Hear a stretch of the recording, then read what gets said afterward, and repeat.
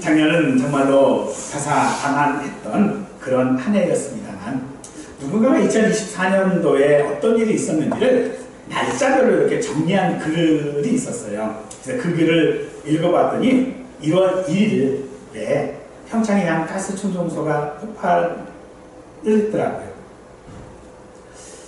그런데 한 사람이 목숨을 잃었는데, 그 이후로도 그런 일들이 너무 많았어요.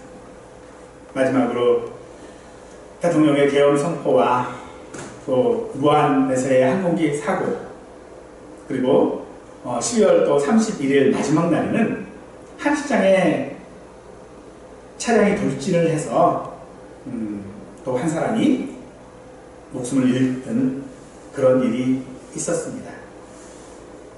그 마지막에 목숨을 잃은 사람은 그 과일가게에서 일하시는 분이더라고요.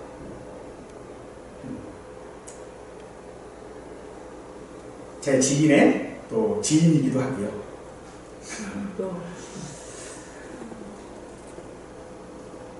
정말 너무나도 가슴 아프고 화나는 일들이 정말 너무 많았던 그런 2024년이 아니었는가 생각할 때, 2024년에 우리를 힘들게 하고 아프게 한 일이 무엇이었던, 이제 우리는 새해 2025년에는 그런 일들이 내 주변에서 일어나지 않기를 우리가 기대는 하지만은 어찌될지는 우리는 잘 모르겠습니다. 하지만 우리는 모두가 다 하나님을 믿는 성도입니다. 따라서 하나님을 믿는 성도로서 우리는 2025년을 믿음으로 살아갈 수 있기를 간절히 축원합니다. 하지만 우리가 이 믿음으로 살아간다라고 하는 것이 얼마나 힘든 일인지 모릅니다. 왜냐하면 디모데후서 3장 12절은 우리에게 우리 그리스도 예수 안에서 경건하게 살고자 하는 자는 박해를 받으리라 라고 하고 있기 때문입니다. 그 박해 가운데는요, 돌에 맞아 죽다시피 벌어졌던 바울이 당한 것 같은 그런 어려운 일들이 우리에게 있을 것이고요. 또 어쩌면은 그리 심각한 것은 아니지만 내 주변에 조롱과 험담이 있을 것입니다. 그런 어려움이 주는 매일매일의 압박이 사실 우리를 지치게 하고, 또 때로는 세상과 타협하도록 우리를 유혹할지도 모릅니다. 그런 일들은 정말로 우리를 아프게 할 것입니다. 그러나 더 우리를 아프게 하는 것들이 있다면 그것은 우리가 듣는 말일 것입니다. 어떤 일 때문이 아니라 그 일로 듣는 말이 어쩌면 우리를 더 아프게 한다는 것이죠. 법적으로 그것을 2차 가해라고 또 하지만은 바라기는 정말로 그 어떤 일들, 우리가 듣는 말들, 그 듣는 말들이 우리를 아프게 하는 말들이 아니라 그 말씀이 나를 위로하고 또 내 속에서 어떤 소망을 일으키는 그런 말들이 되어지기를 원하지만, 우리에게 그런 말을 하고 또 그런 말을 들려줄 수 있는 분은 오직 하나님과 하나님의 말씀뿐인 줄 믿으시기 바랍니다. 하나님의 말씀이 아니고는 우리의 이 아픈 마음을 치료하고 우리를 위로해 줄 수 있는 말은 없습니다. 바라기는 정말 2025년에 우리가 아플 때에 우리에게 들려지는 말이 하나님의 말씀일 수 있기를 간절히 축원하겠습니다. 우리가 믿는 하나님, 우리는 하나님을 믿습니다만 우리가 믿는 하나님은 도대체 어떤 하나님이어야 할까요? 오늘 본문은 우리에게 우리가 믿는 하나님은 전능한 하나님이라고 말하고 있습니다. 이 전능이라고 하는 말의 사전적인 의미는 어떤 일이든지 못하는 것이 없이 모두 능함입니다. 그래서 하나님이 전능하시다라고 한다는 것은 우리가 원하는 것은 그것이 무엇이든지 다 해줄 수 있다라고 하는 그런 의미로 우리는 받아들입니다. 그래서 할 수 있거든이 무슨 말이냐? 믿는 자에게는 능치 못함이 없다라고 하고 우리 스스로를 위로하기도 합니다. 그러나 이 믿음은 하나님의 전능하심을 믿는 것이 아닙니다. 내가 원하는 것을 하나님께서 이루어 주신다라고 하는 잘못된 믿음입니다. 하나님의 이 전능하심이라고 하는 것이 도대체 무엇을 말하는 것입니까? 오늘 본문을 통해서 하나님의 전능하심을 깨닫고 하나님의 전능하심을 믿는 성도로 살아갈 수 있기를 원합니다. 오늘 본문의 이야기는 이렇습니다. 아브라함이 99세가 되었을 때에 창세기 15장에서 하나님께서 아브라함에게 후손을 약속하셨는데 그 약속에도 불구하고 아브라함이 99세가 된 그때까지 아브라함에게는요 자녀가 없다라고 하는 그 현실 속에 아브라함은 살았습니다. 물론 아브라함에게 이스마엘이 있기는 했습니다만 이 이스마엘은 아브라함이 하나님의 약속을 믿지 못한 결과로 말미암아 사레의 몸종이었던 하갈에게서 태어난 아들이기 때문에 하나님께서 그를 후손으로 인정하지를 않고 있습니다. 즉 하나님의 약속한 후손이 아니라는 거죠. 그런데 하나님께서는 아브라함에게 분명 하늘의 별처럼 많은 자손을 약속하셨습니다. 그리고 아브라함은 그것을 믿었고 하나님은 그 믿음을 보시고 그것을 아브라함의 의로 여기셨다라고 말하고 있는데 우리는 그 믿음을 어떤 약속의 기초로 우리는 삼고 있습니다만 그 일이 있은 후 13년이 지나 아브라함이 99세가 되었을 때까지 이 하나님의 약속은 이제는 현실적으로 불가능해 보입니다. 그런 상황에서 하나님은 아브라함에게 13년 만에 나타나서 하시는 말씀이 나는 전능한 하나님이다 라고 지금 말씀하고 있는 겁니다. 하나님께서 전능한 하나님이라고 하신 이유는 이 아브라함과 사레가 생물학적으로 이제는 자녀를 더 이상 가질 수 없는 나이가 되었지만 하나님은 그 일을 가능하게 하신다라고 하는 것을 말하는 것입니다. 그러므로 본문에서 하나님은 아브라함과 약속을 확증하시고 또 그 약속을 확신하는 가운데에 아브라함의 이름을 아브라함으로 사레의 이름을 사라로 바꿔 주십니다. 이 과정을 통해서 하나님은 언약의 뼈로 할례를 요구하셨고 그에게 믿음과 순종을 요구하셨습니다. 하나님께서 그렇게 하시는 이유는 하나님이 전능하시다라고 하는 것 때문입니다. 오늘 본문에서 하나님은 자신을 하나님의 전능하신 하나님이라고 말씀하시면서 아브라함에게 너는 내 앞에서 행하여 완전하라라고 명령하십니다. 이 명령은 아브라함이 단지 하나님을 믿는 데서 끝나는 것이 아니라 그 믿음을 통한 순종하는 삶으로 이어져야 한다라고 하는 것을 말씀하고 있는 것이죠. 전능한 하나님이라는 표현은 그래서 하나님께서 그가 요구하시는 순종을 이루기까지 충분한 능력을 가지고 계신 하나님이라고 말하고 있는 것입니다. 왜 하나님은 전능하신 하나님이라고 말씀하고 있습니까?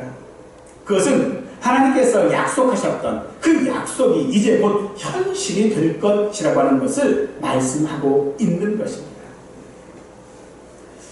하나님이 전능하신 하나님이시기 때문에 그 언약, 약속하신 것들을 새롭게 하시며 하나님은 그만한 권능과 권위를 가지고 계시다라고 말씀하고 있는 것입니다. 그래서 아브라함에게 전적으로 하나님을 신뢰하고 순종하라라고 말씀하시는 것이죠.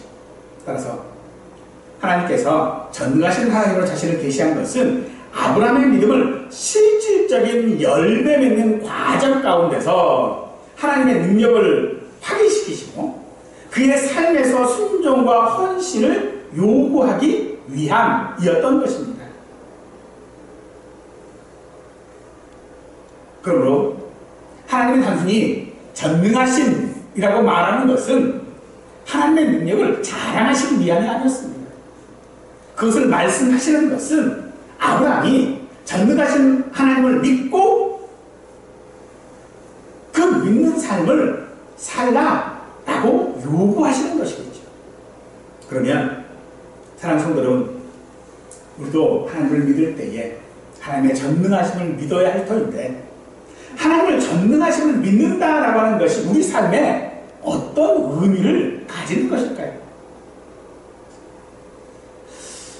다윗이 왕자에 있을 때에 그 아들 압살롬이 반역을 시작했습니다.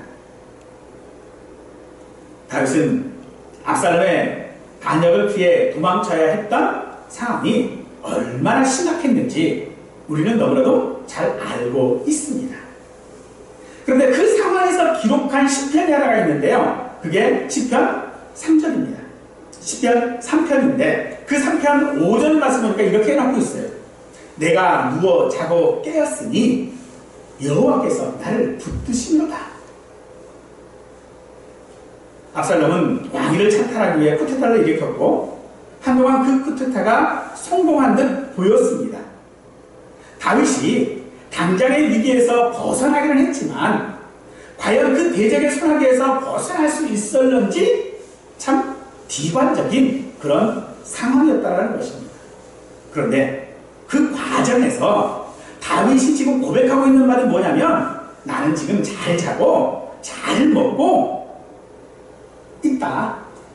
그런데 내가 이렇게 할 수 있는 이유는 하나님이 나를 지금 붙들고 계시기 때문이다 라고 지금 말하고 있는 것입니다. 즉 하나님의 전능하신 능력을 믿기에 잠잘 수 있다는 것이죠. 잠이라고 하는 것은요, 안전하다고 느낄 때에 가능한 일입니다. 낯선 환경에 있는 사람은요, 본능적으로 여러 위험 요소에 있기 때문에 경계를 늦추지 않아요. 그래서 사실 잠이 잘 오지 않습니다. 이런 사실들을 생각해보면 우리가 평소에 잠을 잔다는 것이 얼마나 감사한 일인지 깨달을 수 있을 것 같습니다. 어쨌든 다윗은 지금 너무나도 잘 먹고 잘 자요. 자신의 생명이 지금 경각에 달려져 있는데 잘 먹고 잘 잠다라는 것. 그리고 일어날 때 되면 잘 일어나요. 왜요? 어떻게 그럴 수 있습니까?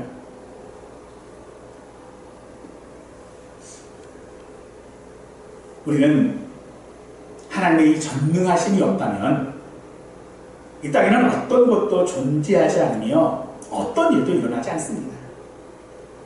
이 하나님의 전능하심은 만물을 창조하셨고 만물을 유지하시는 능력입니다. 이 하나님의 전능하심 없이는 아무것도 이 세상 가운데 움직일 수 있는 것이 없다라는 것이죠.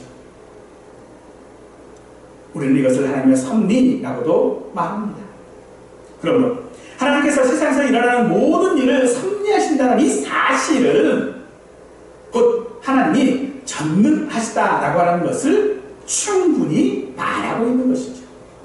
그렇기 때문에 다윗은 자기를 지키는 충직한 동료나 부하들보다 더 강하고 더 든든한 하나님, 자신을 눈동자처럼 지켜주신다라고 하는 그 사실을 지금 알고 있기에 하나님께서 자신에게 약속하셨던 것, 그것을 분명히 지키시는 분임을 알고 있었기에 그는 잠자고 먹고 일어날 수 있었던 것입니다. 사랑하는 성도 여러분, 하나님께서는 이 믿음을 우리에게도 요구하시는 줄 믿으시기 바랍니다. 우리는 2025년이 참 불안합니다. 어떤 일이 있을지 우리는 잘 모르겠습니다. 아니, 어쩌면 지금의 우리나라 상황 가운데서 잠을 잔다는 것이 참 어려운 상황일 수도 있을 것입니다. 그런데 그 상황 가운데서 우리가 잠을 잘 수 있는 이유가 내 몸이 피곤해서 그것이 아니라 하나님이 나를 붙들고 계시다는 것 때문에 잠을 청하실 수 있는 분들이 되시기를 원합니다. 그것이 우리가 하나님을 믿는 믿음이어야 한다는 것입니다. 우리는 가끔 생각합니다. 내가 하나님을 믿을 때 하나님이 나를 위해서 무슨 일을 하실 수 있을까? 어쩌면 당연하고 자연스러운 것일 수는 있습니다만 우리가 생각하는 이 전능이라는 단어와 관련하여 우리가 생각해 볼 때에 이 전능이라는 단어가 참 우리에게는 어떤 면에서는 모호할 수도 있습니다. 그래서 이 전능이라는 단어는 우리는 우리 스스로를 생각하겠죠. 그래서 마치 내 능력으로 할 수 없는 일, 그것을 하나님이 하실 수 있다. 그래야 하나님이 전능한 건 아닌가 라고 우리는 생각합니다. 하나님의 전능하심은 그런 전능하심이 아닙니다. 내가 하지 못하는 일은 하나님이 하신다. 우리는 그렇게 전능하심을 이해해서는 안 될 줄 믿습니다. 그러면 하나님의 전능하심이라는 것이 도대체 무엇일까요? 우리는 하나님께서 행하시는 일들에 대해서 하나님 왜 그렇게 하셨습니까? 하나님께서 지금 어떤 일을 하려고 하십니까? 저걸로 하나님이 그렇게 해도 되는 것입니까? 라고 우리는 하나님께 말할 수 없습니다. 우리는 이 땅 가운데 이해하지 못할 일이 참 많지요. 이 땅에 일어나는 모든 일들이 다 하나님이 하시는 일, 하나님이 섭리하시는 일이라면 우리는 이해 못할 일들이 얼마나 많습니까?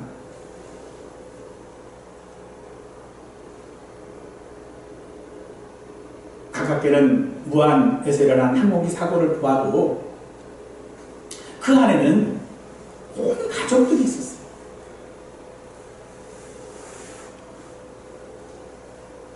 그 온 가족들이 다 있었기에 그 사고로 말미암아 가족들이 다 죽고 그 집에는 그저 강아지 한 마리 돌아다니고 있었답니다. 그 안에는요, 인지 모르는 아이들도 있었습니다.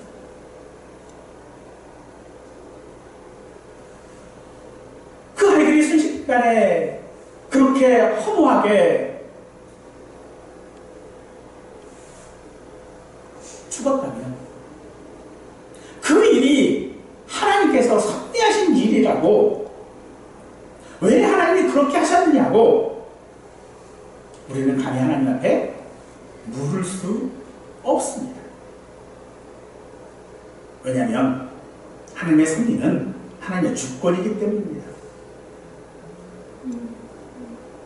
하나님의 주권이라고 하는 이 사실만으로 우리는 이 땅에서 일어나는 그 많은 일들, 우리를 아프게 하는 일들 이해할 수가 없습니다.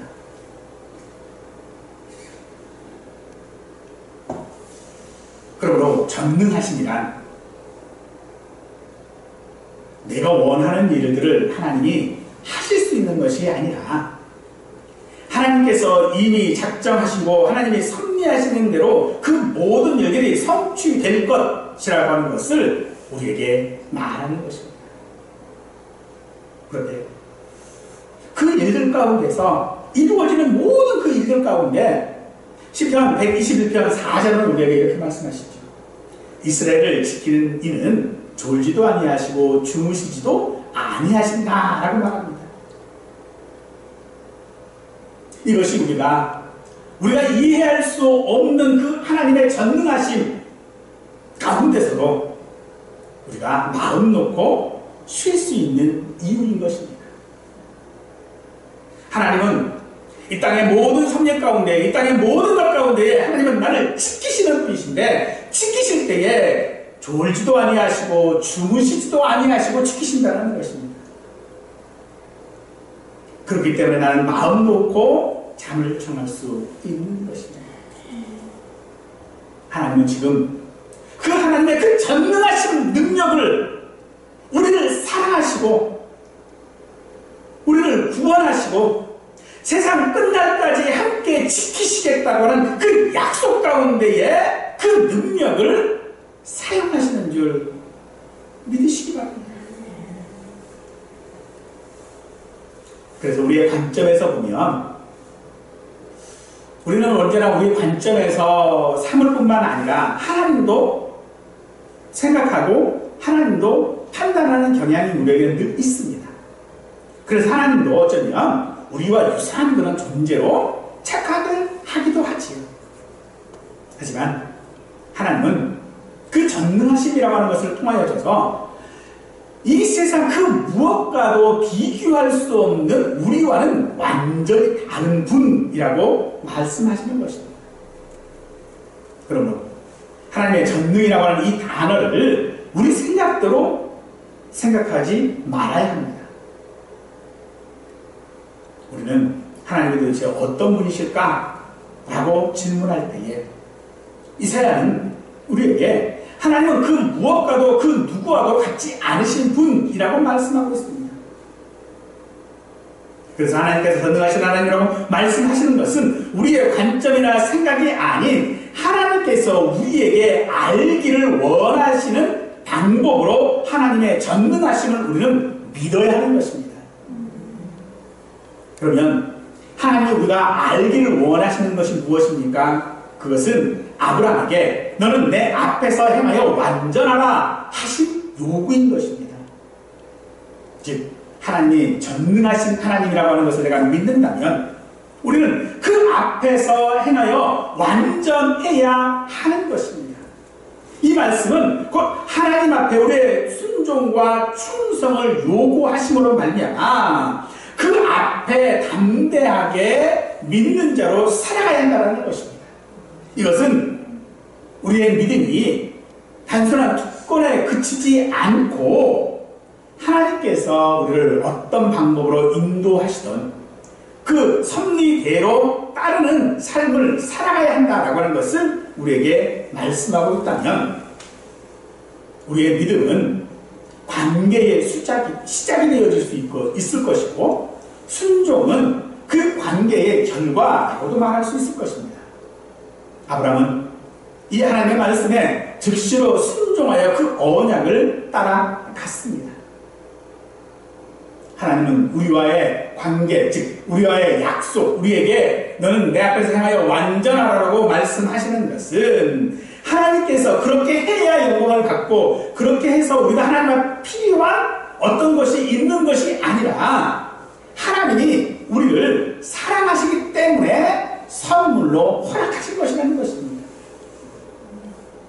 즉 우리가 하나님 앞에 완전하게 행하여 완전할 수 있는 것은 나의 노력이 아니라 하나님의 선물이라는 것이죠. 그러므로 그것은 우리에게 하나님이 복을 베풀어 주시는 것입니다. 우리가 하나님을 위해 무언가를 행해서 아니면 무언가를 하나님 앞에 드려서가 아니라 하나님께서 단지 우리에게 그렇게 하시기를 원하셨기 때문에 우리는 하나님 앞에 나아갈 수 있고 하나님의 요구하시는 것 바로 행하여 완전한 것을 우리가 나아갈 수 있게 되는 것입니다. 하나님께서 우리에게 요구하시는 너는 내 앞에서 행하여 완전하라고 하는 것, 이건 하나님을 믿음에 있어서 우리에게 성실하라라고 말하는 것입니다. 믿어야 한다라고 하는 것은 다른 말로 하면 동행한다라고 하는 말입니다. 우리는 끊임없이 하나님의 전능하심에 관심을 두므로 말미암아 우리의 모든 언행 심사를 하나님 앞에 낱낱이 노출되어 있고 또 하나님께서는 우리를 눈동자같이 지키시고 계시다라고 하는 것을 통하여져서 우리는 하나님 앞에 살아가야 한다는 것입니다. 그리고 하나님 앞에 살아가는 사람, 그 사람만이 하나님께서 원하시는 온전한 성도로 살아갈 수 있을 줄 믿습니다. 신명기 32장 10절 말씀을 보니까 여호와께서 그를 황무지에서 짐승이 부르짖는 광야에서 만나시고 호위하시며 보호하시며 자기의 눈동자같이 지키셨도다 라고 말씀하고 있습니다. 참으로 우리에게 위로가 되는 말씀 아닙니까? 우리가 지금 어디에 있습니까? 황무지에 있습니다. 짐승들이 울부짖는 광야에서 살아가고 있는 것이 우리들 아닙니까? 근데 그 안에서 하나님은 눈동자같이 지키신다라고 말씀하십니다. 이 눈동자같이라고 하는 말은 우리의 모든 것들을 보신다라는 것이죠. 감찰하신다라는 것입니다. 그런데 왜 그렇게 감찰하고 계십니까? 우리의 잘못을 지적하고 우리가 왜 그렇게 되었는지 이유를 말씀하시기 위해서 그렇게 하시는 것입니까? 아니랍니다. 바로 우리를 지키시기 위하여, 우리를 보호하시기 위하여 우리를 감찰하고 계시다는 줄 사실을 믿으십시오. 그러니 우리가 하나님 앞에 살아갈 수 있음을 감사할 수 있을 것입니다. 하지만 하나님은 그런 우리에게 완전하라고 요구하고 계십니다. 이 요구에 우리는 낙심할 수밖에 없습니다. 왜냐하면 사람 중에 하나님 앞에 흠도 없고 완전할 수 있는 사람이 누가 있습니까? 그 누구보다 나 자신이 그 사실을 너무 잘 알고 있는 것 아닙니까? 그런데 하나님께서 우리에게 완전하라고 요구하시는 것은 그렇기에 행위에 대한 것이 아닌 것입니다. 내 앞에서, 즉 하나님 앞에서 완전하라고 말씀하시는 것, 그것은 곧 전능하신 하나님을 의지하며 살라는 것입니다. 내 삶에서 매일매일 우리 하나님을 중심에 두고 순간순간마다 하나님 앞에 살아가라는 것입니다. 그것이 너는 내 앞에 행하여 완전하라고 하는 하나님의 말씀의 뜻이라는 것입니다.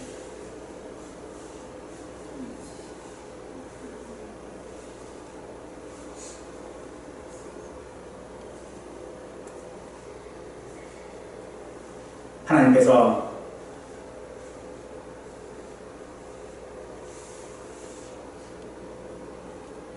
아브라함을 부르신 후에 긴 시간 동안 그에게는 자녀가 없었습니다. 그러자 어느 날 후손을 약속하셨죠. 그런데 그 약속은 그가 99세가 될 때까지 이루어지지 않았고 또 13년 동안 하나님은 아브라함에게 나타나시지도 않으셨습니다. 그럼 그동안 그 시간 동안 하나님은 무엇을 하고 계셨을까요? 사랑하는 성도 여러분, 그 기간 동안에도 하나님은 여전히 아브라함을 지키시고 언약을 잊지 아니하셨을 뿐만 아니라 아브라함의 삶을 붙들고 계셨음을 믿으시기 바랍니다. 다윗에게도 그러하셨습니다. 그런 하나님이 오늘 이제 우리의 삶도 붙들고 계시는 줄 믿으십시오. 이것이 우리가 하나님을 의지하고 믿음을 굳게 잡고 2025년을 살아갈 우리의 이유일 것입니다. 믿음은 우리가 앞에 놓인 장애물을 극복할 수 없을 때에도 내 스스로 생각해도 내가 너무나도 형편없는 죄인이어도 내 믿음이 너무나도 연약해도 우리에게 있어야 할 것 바로 하나님을 믿는 것입니다. 하나님의 전능하신 인자, 그분의 섭리는 기묘하고 또 때로는 역사하시니 우리의 상상을 초월할 수 있습니다. 바로 그런 하나님의 근거에서 우리는 하나님 앞에 행하여 완전해야 합니다. 그런 하나님을 우리는 믿어야 합니다. 무엇보다도 내게 가장 중요한 것은 그 믿음의 동기가 하나님과 또는 다른 사람들의 눈에 괜찮은 사람으로 보이는 것이 되지 말아야 합니다. 즉 내가 하나님을 믿는다고 해서 그 믿음을 통하여져서 내가 무엇이 잘되고 다른 사람에게 자랑할 만하고 다른 사람 앞에 내세울 수 있는 것들이 아니라, 혹은 하나님 내가 이렇게 믿음 생활했습니다, 하나님 내가 이렇게 헌신했습니다 라고 하는 것들을 말하는 것이 아니라 그저 하나님께서 우리를 붙들고 계시고 하나님이 나를 사랑하시고 나를 구원하신다라는 것, 그 삶을 우리는 살아가야 하는 것입니다. 그래서 내 삶을 통하여서 하나님께서 나를 사랑하는 자로 여기시는구나 라고 하는 것을 믿어야 하는 것입니다. 그러면서 우리가 2025년도를 살아가는 우리의 목표는 인정받는 자가 아니라 사랑받는 자, 사랑받는 자가 될 수 있기를 원합니다. 그렇게 우리가 살아가려면 우리는 하나님 앞에 있어야 합니다. 어떻게 우리가 하나님 앞에 있을 수 있을까요? 우리는 죄인들인데, 우리는 무엇 하나를 생각해도 하나님 중심이 아니라 내 중심으로만 생각하는 죄인들인데, 우리가 어떻게 하나님 앞에 나갈 수 있습니까? 히브리서 4장 16절 말씀입니다. 그러므로 우리는 긍휼하심을 받고 때를 따라 돕는 은혜를 얻기 위하여 은혜의 보좌 앞에 담대히 나갈 것이니라 라고 하셨고, 에베소서 3장 12절 말씀은 우리가 그 안에서 그를 믿음으로 말미암아 담대함과 확신을 가지고 하나님께 나아감을 얻느니라 라고 말씀하고 있습니다. 사랑하는 성도 여러분, 우리가 하나님 앞에 담대히 나갈 수 있는 것은 우리의 능력이나 우리의 공로가 아니라 하나님의 은혜인 줄 믿으십시오. 그 은혜에 근거하여 우리는 하나님 앞에 나갈 수 있습니다. 하나님 앞에 나갈 수 있는 것은 우리의 행위가 아니라 하나님을 믿음을 통하여 나갈 수 있는 것입니다. 따라서 믿음은 하나님께 나아가는 모든 관계의 출발점이고, 하나님은 그 믿음을 통해 우리와 관계를 이루십니다. 이것은 사람의 한계를 넘어 하나님께서 성취하실 그 모든 언약을 나타내는 것이고, 예수님을 통한 구원과 중보로 인하여 우리가 하나님 앞에 나갈 수 있는 길들을 열어 놓으셨음을 말씀하고 있는 것입니다. 이 담대함은 우리의 자격이 아닌 하나님의 전능하심과 그리고 그의 은혜인 줄 믿으십시오. 그래서 전능하심은 우리가 못하는 일을 하나님께서 대신하시는 것이 아니라 하나님께서 우리의 삶을 주관하고 계시는 것을 우리로 믿는 것입니다. 우리는 2025년 맞이하면서 하나님의 말씀을 뽑습니다. 근데 이 말씀은 우리가 제비뽑기 하는 게 말씀이 아니에요. 점 보듯이 이렇게 뽑는 그런 말씀이 아니고요. 이 말씀을 제가 기도하면서 여러분들에게 하나님께서 2025년 동안 어떻게 우리를 인도하셨으면 좋겠다, 하나님께서 우리에게 어떤 하나님인 줄 알았으면 좋겠다라고 하는 것으로 제가 기도하며 뽑은 말씀들입니다. 그 말씀대로 하나님이 우리 모두를 인도하셨으면 좋겠다라고 하는 소망을 담고 있는 것입니다. 그 말씀을 중심으로 사랑하는 성도 여러분, 하나님이 전능하신 하나님이신 줄 믿으십시오. 그리고 그 전능하신 하나님을 믿어 하나님 앞에 완전한 믿음을 가지고 2025년을 살아갈 수 있기를 간절히 축원합니다. 그 삶은 우리의 능력이나 노력이 아닙니다. 오직 하나님의 전능하심과 그 은혜로 말미암아 우리의 삶이 하나님 앞에 완전한 삶이 되어질 줄 믿으시고 그 삶으로 복받는 우리 모두가 되실 수 있기를 간절히 축원하겠습니다.